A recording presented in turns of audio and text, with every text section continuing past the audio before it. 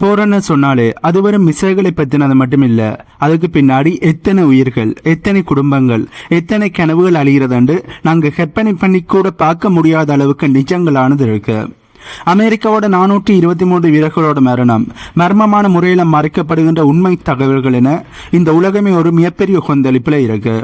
அமெரிக்காவோட அதிகார தோரணைக்கும் ஈரானோட பிடிவாதத்துக்கு நடுவுல உலக நாடுகள் ஏன் அமைதியா இருக்கு, இந்த போரினுடைய இன்னொரு முகம் எப்படி இருக்கு என்பதை பற்றி தான் இந்த வீடியோவில் நாங்கள் தெளிவாக பார்க்க போகிறோம். வீடியோக்குள்ளே போகிறதுக்கு முன்னே நம்ம சேனலை சப்ஸ்கிரைப் பண்ணி பக்கத்துக்கு பெல் ஐக்கானை கிளிக் பண்ணி வைங்க. அப்போ தான் நான் போடக்கூடிய வீடியோஸை நீங்கள் உடனுக்குடன் பார்க்க முடியும். வாங்க இப்போ வீடியோக்குள்ளே போகலாம். அமெரிக்காவோட டிஃபென்ஸ் மினிஸ்டராக இருக்கிற பீட்டர் கெட்செட் அவர்கள் சமீபத்தில் ஒரு அதிரடியான விஷயத்தை வெளிப்படையாக பேசியிருந்தார். அவர் என்ன சொல்லியிருந்தாருண்டா, ஈரானோட ராணுவ இயந்திரத்தை நாங்கள் கிட்டத்தட்ட முடக்கிட்டோம் அப்படின்னு ரொம்ப நம்பிக்கையாக சொல்லியிருக்கார். இதோட பின்னணியை பார்த்தா பென்டகன் தரப்புல இருந்து ஒரு தர்க்கத்தை முன்வைக்கிறார்கள். அமெரிக்கா கொண்டு வந்திருக்கின்ற கடுமையான பொருளாதார தடைகள், கடல் வழி முற்றுகைகள் மூலமா ஈரானுக்கு வர வேண்டிய பொருளாதார வருமானம் சுத்தமா கட் ஆயிடுச்சுன்னு சொல்லியிருக்கிறார்கள். ஈரானோட மிசைல் தயாரிப்பு, புதிய ட்ரோன்களை உருவாக்குற திறன், ஏன் அவங்களுடைய கப்பல் கட்டுற வேலை கூட இப்ப ஸ்தம்பிச்சு போயிருக்குன்னு பென்டகன் தரப்புல இருந்து சொல்லியிருக்காங்க. அமெரிக்காவோட வாதம் என்னண்டா, ஈரானால இப்ப பழையபடி மிசைல்களை உருவாக்க முடியாது, ஏனென்றா அவங்க கிட்ட சப்ளை செயின் கிடையாது. இந்த அதிரடியான நடவடிக்கையால ஈரான் வேற வழியே இல்லாம இப்ப அமெரிக்கா கிட்ட பேச்சுவார்த்தைக்கு மண்டியிட்டு கெஞ்சி கொண்டு இருக்கிறார்கள் என்று பென்டகன் தரப்புல இருந்து ரொம்ப பெருமையா சொல்லி இருக்கிறார்கள். ஆனா நிஜமாகவே ஈரான் அவ்வளவு பலவீனமா மாறிடுச்சு பார்த்தா இங்கதான் நாம யோசிக்க வேண்டிய பல விஷயங்கள் இருக்கு. அமெரிக்கா சொல்ற இந்த ஸ்ட்ராட்டஜிக் சக்சஸ் உண்மையிலேயே ஈரானை முடக்கி இருக்கா, இல்ல இது மத்திய கிழக்குல தங்களோட பிடியை கட்டியா வச்சுக்க அமெரிக்கா சொல்ற ஒரு வெற்றி புனைவா என்பது மிகப்பெரிய ஒரு கேள்வியா மாறி இருக்கு. பீட்டர் கெட்செட் அவர்கள் சொல்றது ஒரு பக்கம் இருந்தாலும் இன்னும் ஒரு பக்கம் அமெரிக்காவோட பாதுகாப்பு வட்டாரங்கள்ல ஒரு பயமானது இருக்கு. ஆயிரக்கணக்கான மிசைல்களை, அதாவது டோமஹாக் மிசைல்களா இருக்கட்டும், பேட்ரியோட் சிஸ்டம் ஆகட்டும், இது எல்லாம் ஈரான் போர்க்களத்துல அமெரிக்க தரப்புல இருந்து வேறி இறைச்சிட்டாங்க. அமெரிக்காவோட போர் தயார் நிலை, அதாவது அமெரிக்காவோட வார் ரெடினஸ், போர் தயார் நிலை இப்போ ஒரு மிகப்பெரிய ஒரு கேள்விக்குறியா மாறி இருக்கு. இதை சரி செய்ய அமெரிக்காவுக்கு பல வருஷங்கள் ஆகும் என்ற ரிப்போர்ட்டும் இப்ப வெளியே வந்திருக்கு.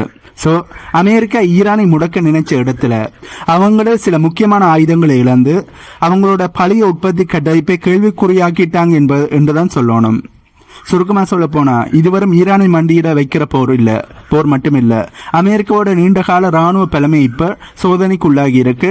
அதுல அமெரிக்காவுக்கு மிகப்பெரிய ஒரு ஃபெயிலியரானது ஏற்பட்டு இருக்கு என்பதுதான் உண்மை. இப்ப ரொம்ப ஒரு சென்சிட்டிவான, அதே சமயம் நம்ம எல்லாரையும் அதிர்ச்சிக்குள்ளாகக்கூடிய ஒரு விஷயத்தை பற்றி பார்க்க போறோம். அதுதான் அமெரிக்காவோட போர்க்கள இழப்புகள். ஒபிஷியலான கணக்கின்படி ஈரானுடனான இந்த மோதல்ல 423 அமெரிக்காவோட வீரர்கள் உயிரிழந்திருக்காங்க அல்லது காயமடைஞ்சிருக்காங்கன்னு சொல்லி இருக்கிறார்கள். ஆனா இந்த நம்பரை நாம அப்படியே நம்பிட முடியுமா என்று பார்த்தா கண்டிப்பா இல்ல. ஏனென்றா த இன்டர்செப்ட் மாதிரியான பெரிய அமைப்புகள் நடத்திய ஆய்வுல இது ஒரு பெரிய மறைக்கப்பட்ட உண்மை என்று சொல்லப்படுது. பென்டகனோட நிர்வாகம் தரப்புல என்ன செய்திருக்கிறார்கள் என்றால், காங்கிரஸ் மற்றும் ஒயிட் ஹவுஸுக்கு தாங்க கொடுக்க வேண்டிய ரிப்போர்ட்ல இந்த 423 வீரர்களை தவிர இன்னும் பல 100 பேர் காயமடைந்திருக்கிறார்கள் மற்றும் உடல்நல பாதிப்புகளை சந்தித்திருக்கிறார்கள், நிறைய பேர் மரணம் அடைஞ்சிருக்கிறார்கள் என்பதற்கான முழுமையான தகவல்களை சொல்லாமல் மூடி மறைச்சிருக்காங்க.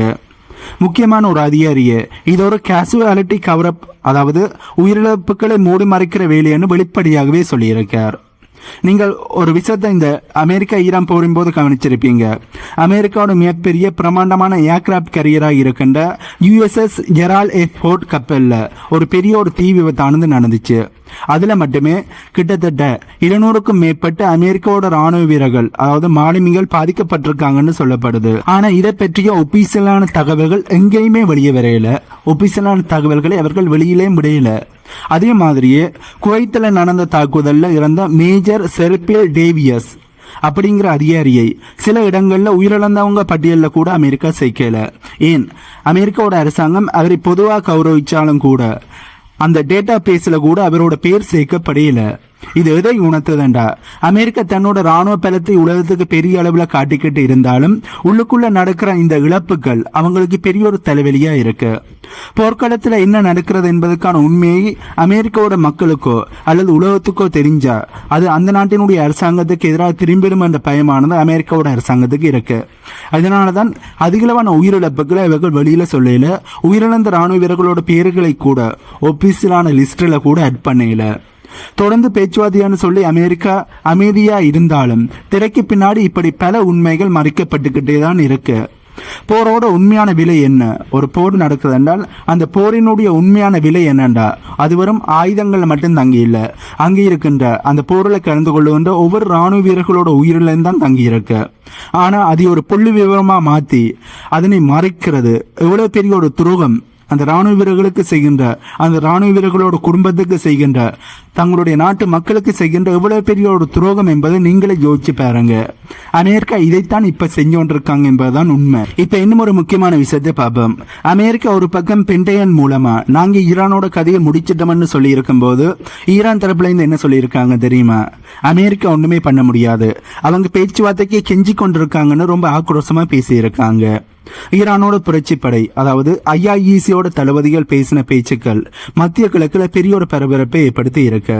அவங்க ஒரு பொதுக்கூட்டத்தில் என்ன சொல்லி இருக்காங்கன்னா, அமெரிக்காவோட தாக்கம் நாளுக்கு நாள் குறைஞ்சிக்கிட்டே வருது, எங்களோட மிசைல் தாக்குதல்கள் ஸ்ட்ரெய்ட் ஆஃப் ஹார்முஸ் பகுதியை நாங்க கட்டுப்படுத்துற விதம் இது எல்லாமே அமெரிக்காவோட தோல்வியை தான் காட்டுதுன்னு வெளிப்படையாகவே சவால் விட்டுருக்காங்க. முக்கியமா இந்த ஸ்ட்ரெய்ட் ஆஃப் ஹார்முஸ் பகுதி உலகத்தோட ஆயில் சப்ளை நடக்கின்ற பெரிய அளவிலான ஆயில் சப்ளை நடக்கின்ற ஒரு முக்கியமான வழிப்பாதை.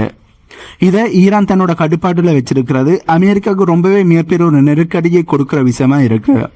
அமெரிக்கா போற இடத்துல எல்லாம் ஈரானோட ட்ரோன்கள் பறக்குது. அதாவது அமெரிக்காவோட முக்கியமான இடங்கள், மிடில் ஈஸ்ட்ல இருக்கின்ற அமெரிக்காவோட முக்கியமான இடங்கள்ல எல்லாம் ஈரானோட ட்ரோன்கள் பறக்குது. அவங்களோட ஸ்பீட் போட்டுகள் எல்லாமே இந்த இடத்துல ரோந்து செய்து கொண்டு இருக்கு. அதாவது ஸ்ட்ரெய்ட் ஆஃப் ஹார்முஸ் பகுதியில் தொடர்ந்து ரோந்து பணியில் ஈடுபட்டு கொண்டே இருக்கு. இதை பார்த்துட்டு எங்க கிட்ட இருக்கிற மிசைல்கள் வெறும் விளையாட்டு பொருள் இல்ல, இதுதான் உண்மையான பவர்னு ஈரானோட அதிகாரிகள் கம்பீரமா சொல்லிக் கொண்டு இருக்கிறார்கள். இன்னும் ஒரு பக்கம் ஈரானிய ராணுவ தளபதி அலி மதானி அவர்கள் என்ன சொல்லி இருக்காருண்டா, அமெரிக்காவோட ஒரு தரவழி போர் அதாவது கிரவுண்ட் இன்வேஷனை செய்யவே முடியாது, ஏனென்றா எங்க நாட்டு இல்லை முழுக்க நாங்க படைகளை தயார் செஞ்சு வச்சிருக்கோம், எங்களுடைய மக்கள் ஒற்றுமையா இருக்காங்க அப்படின்னு சொல்லியிருக்கார். கிட்டத்தட்ட 80 நாளைக்கு மேல இரவு பகலா நடந்த ஈரானிய மக்களோட பேரணிகள் தங்களுக்கு பெரிய ஒரு பலமா இருக்குன்னு ஈரான் தரப்புல இருந்து சொல்லி இருக்கிறார்கள். அமெரிக்கா மற்றும் இஸ்ரேல் இப்ப ஈரானை நேருக்கு நேர தாக்குறதுக்கு தயங்குகிறார்கள். அதுக்கு காரணம் ஈரான் வச்சிருக்கிற அந்த பயங்கரமான பதிலடிதான், அதாவது ரிட்டாலியேஷன். அமெரிக்கா ஒரு அடி அடிச்சா ஈரான் 2 அடி கொடுக்கிற அளவுக்கு ஈரான் இப்ப தயார் நிலையை செஞ்சு வச்சிருக்கிறார்கள். அதாவது முழுமையான மிகப்பெரிய ஒரு போருக்கு தயாராகி விட்டார்கள். முழுமையாக தங்களுடைய ராணுவத்தை மறுபடியும் கட்டி எழுப்பிட்டார்கள்.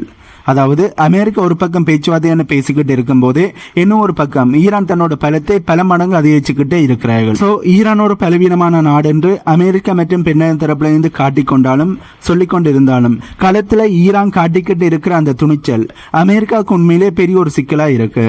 எங்களை நீங்க தொட்டா இந்த கடல்ல அதாவது ஸ்ட்ரெய்ட் ஆஃப் ஹார்முஸ் பகுதியில் நாங்கள் முழுமையாக சுடுகாடாக மாற்றிடுவோம், அமெரிக்க இராணுவத்தினுடைய சுடுகாடாக மாற்றிடுவோம் என்று விடுத்த எச்சரிக்கை வெறும் வாய்ச்சவடால் மட்டும் இல்லை, அது நிஜம் என்பதை அமெரிக்கா புரிந்து கொண்டிருக்கிறார்கள். பட் வெளிப்படையா பேசும்போது கீழே விழுந்தாலும் மீசையில் மண்முட்டாத மாதிரி தான் அமெரிக்கா பேசுகிறார்கள் என்பதுதான் உண்மை. சரி, நாம இதுவரைக்கும் பார்த்த விஷயங்களை கொஞ்சம் நிதானமா யோசிச்சு பார்ப்போம். பென்டகன் ஒரு பக்கம் நாங்க ஈரானை மண்டியிட வச்சுட்டோம்னு சொல்றாங்க, ஈரான் இன்னும் ஒரு பக்கம் அமெரிக்காவோட முகமுடிய நாங்க கிழிச்சிட்டோம்னு சவால் விட்டுருக்காங்க. ஆனா இந்த 2 நாடுகளோட அதிகார போட்டிக்கு இடையில உண்மையிலேயே பாதிக்கப்படுறது யார் என்பதை நாங்க யோசிச்சு பார்க்கணும். 423 வீரர்களோட உயிரம் மறைக்கப்பட்ட உண்மைகளும் ஸ்ட்ரெய்ட் ஆஃப் ஹார்முஸ் பகுதியில் நடக்கிற அதிகார ஆட்டமும் உலகத்தையே ஒரு முனையில நிறுத்தி வச்சிருக்குன்னு தான் சொல்லணும், ஒரு கோர்னர்ல நிறுத்தி வச்சிருக்கு.